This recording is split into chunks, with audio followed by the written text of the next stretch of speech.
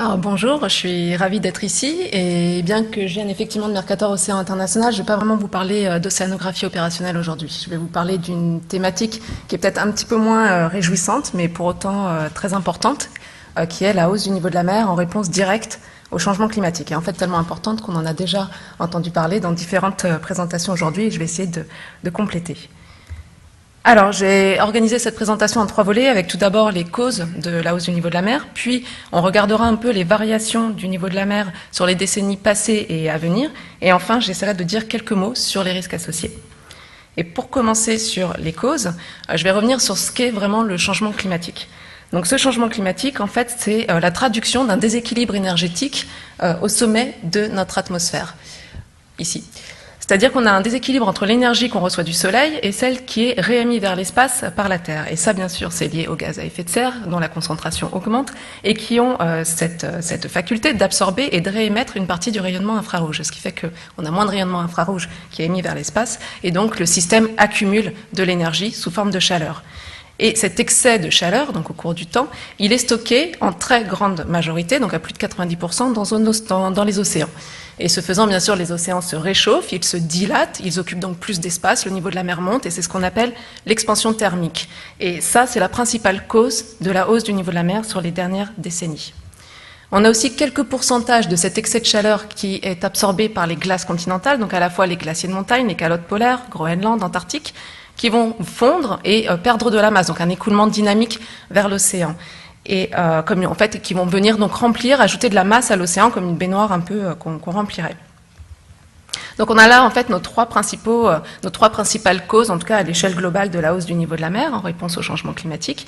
Et on peut voir qu'on a des potentiels de contributions très différents entre les glaciers de montagne qui pourraient contribuer encore de quelques dizaines de centimètres vu le potentiel de glace qu'ils ont encore, et les calottes polaires où là on parle de mètres, voire de dizaines de mètres, 7 mètres si toute la calotte groenlandaise se désintégrait et jusqu'à 58 mètres pour la calotte antarctique. Alors en réalité, c'est beaucoup plus complexe que ça. Il y a énormément de processus qu'il faut prendre en compte, surtout quand on s'intéresse aux variations régionales du niveau de la mer, voire même très locales, donc à la côte. Et au-delà des processus physiques, il y a les activités humaines directes aussi qu'il faut prendre en compte, qui peuvent, par exemple, être responsables de l'enfoncement des sols par pompage des nappes phréatiques pour l'irrigation, etc. Donc on va passer maintenant directement à la partie sur les variations sur les décennies passées et à venir. Et donc vous en avez entendu parler beaucoup aujourd'hui.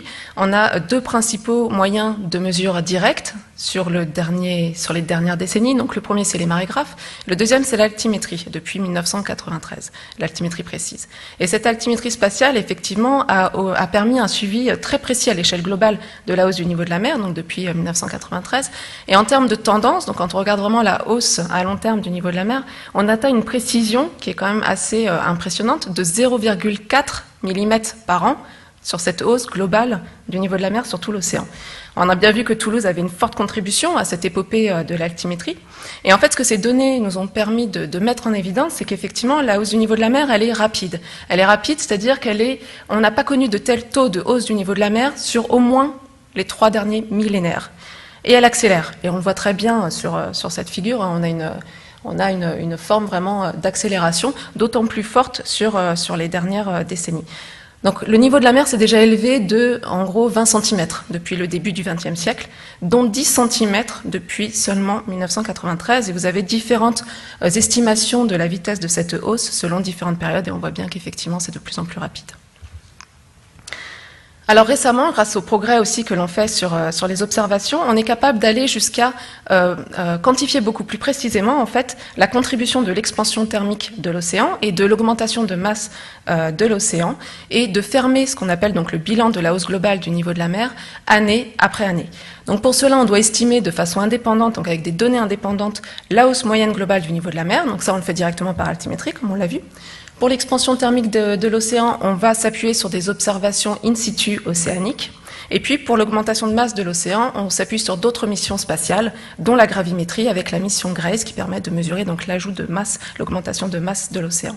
Et on voit que si on somme donc nos deux contributions d'expansion thermique et d'augmentation de masse, qui correspondent donc aux glaciers, aux calottes polaires, eh bien, on arrive bien à une estimation qui est très proche de celle mesurée directement par les satellites altimétriques, et ce, année après année, en comparant donc nos contributions rouges et bleues sur cette figure.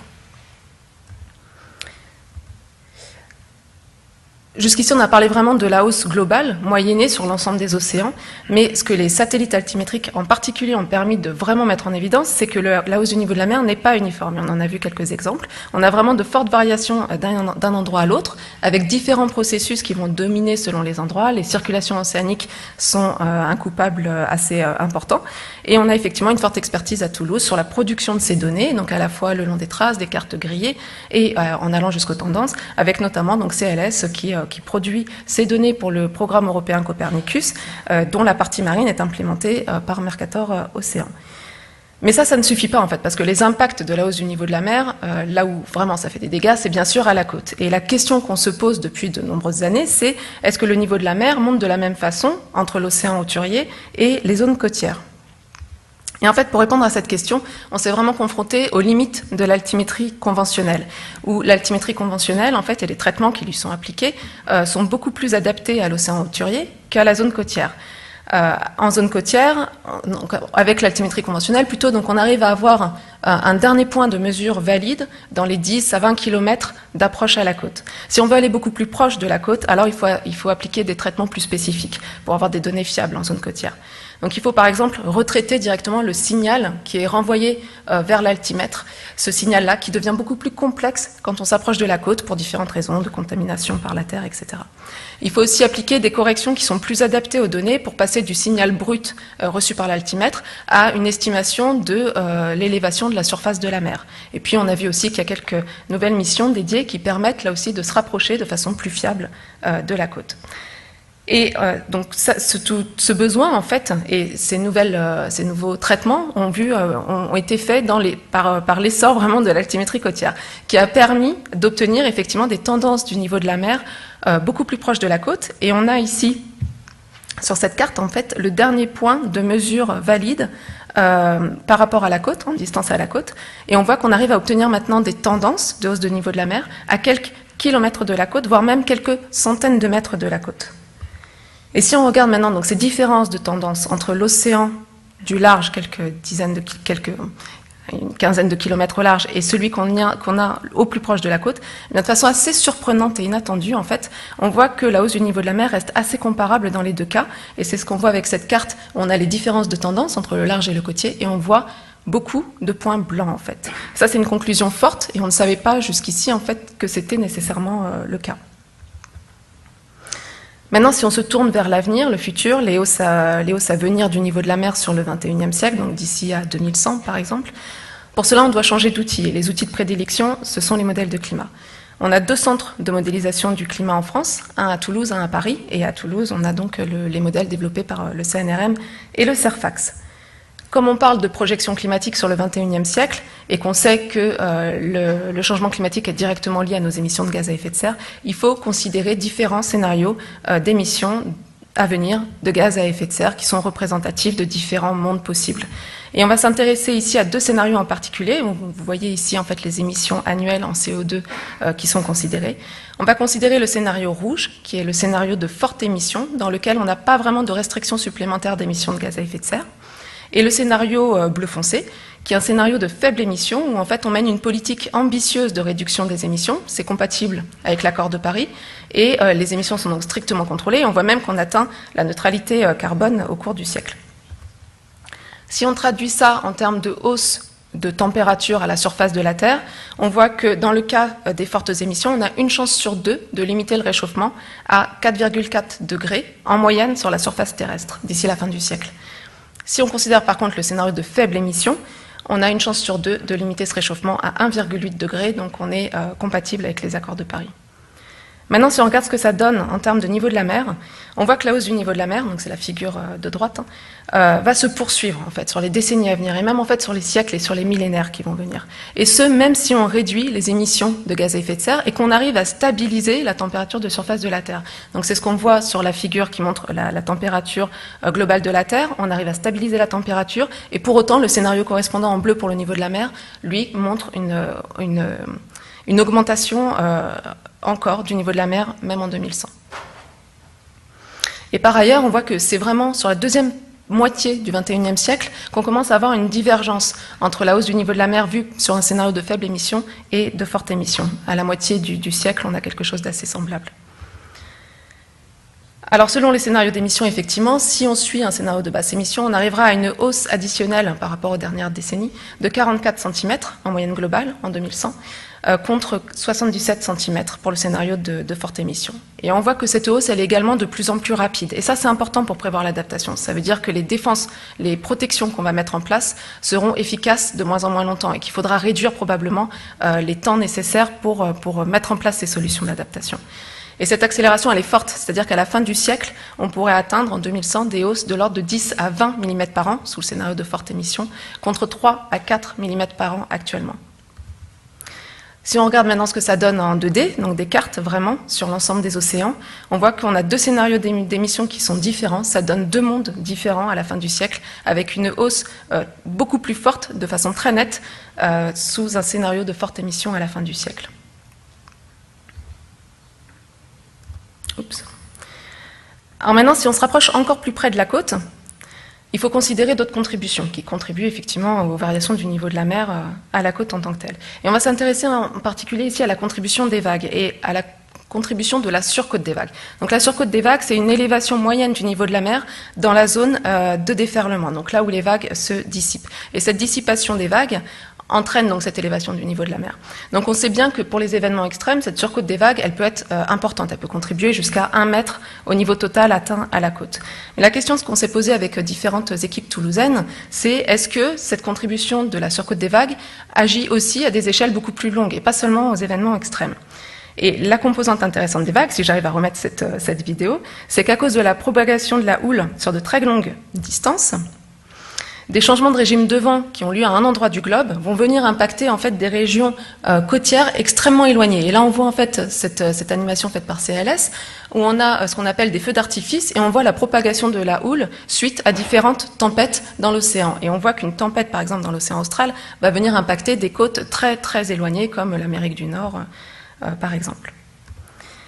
Alors, je vais passer assez rapidement sur cette figure qui est peut-être un peu complexe à appréhender, mais ce qu'on a réussi à mettre en évidence avec ces travaux menés à Toulouse, c'est que la contribution des vagues, donc cette contribution de la surcote des vagues, était également substantielle sur des échelles de temps beaucoup plus longues et sur les changements long terme du niveau de la mer à la côte, y compris à la fin du XXIe siècle, en contribuant en fait aux écarts régionaux de la hausse du niveau de la mer par rapport à la moyenne globale. Et ces écarts peuvent être assez substantiels, 5 à 10% en moyenne sur l'ensemble des côtes, mais localement jusqu'à 20%. Et donc c'est une contribution qu'il est intéressant et qu'il est nécessaire de prendre en compte quand on s'intéresse vraiment à ce qui se passe localement à la côte. Et alors maintenant, je vous propose un petit focus un peu plus proche de nous, un petit focus sur la façade atlantique européenne, en regardant ce qui va se passer notamment sur les événements extrêmes au cours du siècle à venir. Donc pour faire ça, on est parti du modèle de climat développé ici, donc au CNRM, et on a opéré un raffinement régional, un zoom régional avec des modèles numériques régionaux d'océans et de vagues qui permettent d'avoir une plus haute résolution, mais également d'incorporer plus de processus physiques, par exemple la marée, par exemple on prend en compte les vagues, ou les surcôtes de tempête. Et grâce à ces zooms régionaux, on va pouvoir étudier les événements extrêmes et leurs changements à venir sur le siècle à venir, sur le XXIe siècle. Donc les événements extrêmes, pour ceux qui ne sont pas familiers avec ce type d'événements, on les exprime de façon habituelle en termes de période de retour. C'est-à-dire qu'on va parler par exemple de l'événement centenal, qui arrive en moyenne, statistiquement, une fois par siècle. Et à cause de cette hausse graduelle, lente, moyenne du niveau de la mer dont on a parlé jusqu'à présent, les niveaux d'eau extrêmes vont être atteints de façon beaucoup plus régulière dans le futur, tout simplement parce que le niveau de base sur lequel les tempêtes vont venir agir a déjà été surélevé par rapport à ce qu'on a connu jusqu'ici. Et on va s'intéresser en particulier à l'événement centenal historique, donc celui qui, en moyenne statistiquement, arrivait une fois tous les 100 ans jusqu'ici, et on va essayer de voir en quelle année cet événement, au lieu d'arriver une fois tous les 100 ans, il arrivera tous les ans, en moyenne. Et on voit ces résultats préliminaires qui nous disent que sur l'Europe du Sud, ça va arriver assez vite. Sur la France, ce sera fait, a priori, d'ici la fin du XXIe siècle. Donc ce qu'on connaissait une fois tous les 100 ans, en termes de niveau atteint, ce sera tous les ans à la fin du XXIe siècle. Ça a forcément des impacts importants et des risques associés qui sont importants. Et je vais en dire quelques mots rapidement maintenant. Donc, quand on parle de risque, en fait, on est vraiment à l'intersection de trois notions. La première, c'est l'aléa. Donc ici, c'est la hausse du niveau de la mer. Ce sont les niveaux extrêmes atteints par la mer à la côte. Il faut aussi qu'on ait de l'exposition, c'est-à-dire il faut qu'il y ait des populations, des écosystèmes, des biens, des infrastructures qui soient soumises à cet aléa. Sinon, il n'y a pas vraiment de dégâts, disons. Et puis, on prend en compte aussi la vulnérabilité, qui représente en fait la capacité des populations ou des infrastructures à faire face à cet aléa directement. Et ça peut être une fonction de la richesse du pays, de l'existence d'infrastructures pour évacuer les populations, d'infrastructures hospitalières, etc. En termes d'exposition actuelle en Europe, on a 50 millions de personnes qui vivent en zone côtière de faible élévation, c'est-à-dire à moins de 10 mètres d'élévation par rapport au niveau de la mer. Et on a 30 millions de personnes qui vivent dans les plaines d'inondation de l'événement centennal. Donc on a une forte exposition et ça va devenir de pire en pire puisqu'on a tendance à avoir une migration vers les zones côtières des populations. En termes de risques, on a bien sûr les inondations côtières, la submersion permanente avec la perte vraiment de terre, l'érosion côtière, les intrusions d'eau salée dans les eaux de surface et dans les sous-sols, ce qui pose tout un tas de problèmes pour l'accès à l'eau douce, à l'eau potable et à l'irrigation, des difficultés de drainage en cas d'inondation, et puis des changements et dégradations d'écosystèmes côtiers qui par ailleurs nous protègent contre les événements extrêmes, par exemple en dissipant l'énergie des vagues. En termes d'impact en Europe, on estime qu'on a 1,5 milliard d'euros par an de pertes économiques dues à la hausse du niveau de la mer et aux événements extrêmes associés. Alors pour essayer de diminuer ces risques et d'augmenter nos facultés d'adaptation, des systèmes de vigilance, des systèmes d'alerte rapide sont mis en place. On a eu l'exemple aujourd'hui par Mathieu du système français. Mais ces systèmes n'existent pas forcément partout en Europe. Et donc, en ce moment, on est en train de développer, dans le cadre d'un projet européen, un prototype de système d'alerte rapide pan-européen d'inondation côtière. Alors, c'est vraiment en cours de développement, donc les figures ici sont purement illustratives. Ce système est basé sur Copernicus, sur les données Copernicus de différents services, et il a trois composantes. La première, c'est la composante d'alerte. Donc, on regarde les niveaux de la mer le long des côtes européennes. On voit si on dépasse un certain seuil dans les prévisions du niveau de la mer à 5 jours. Si on dépasse ce seuil, on déclenche le système. Et on montre les endroits directement pour lesquels on a des alertes. Ensuite, il y a une cartographie rapide, c'est-à-dire qu'on va, une fois que l'alerte est déclenchée, produire une carte très rapidement de l'étendue possible de l'inondation, de sa profondeur, et tout ça, ce sont des paramètres clés pour essayer d'estimer les impacts associés. Et puis enfin, on a une composante de cartographie des risques, avec notamment donc, le déplacement du trait de côte avant et après la tempête. C'est ce qu'on peut voir ici dans un cas à Valence en Espagne.